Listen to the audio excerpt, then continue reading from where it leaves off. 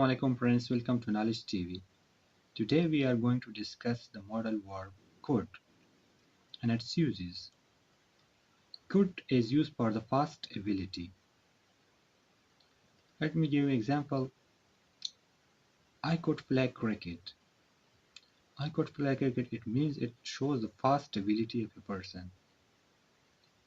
Second, it is used for the future formal possibility.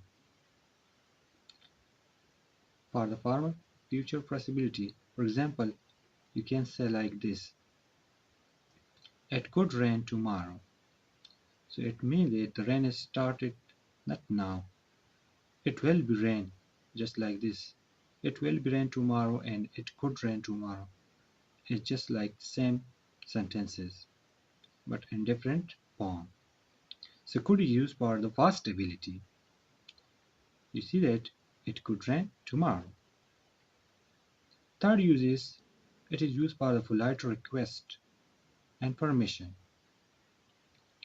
For example, you can say like this: could you explain it for me? So there is a polite type of request to a person that could you explain it for me. So there are two different cases here is could I and could you. Could I is used for permission and could you is for request.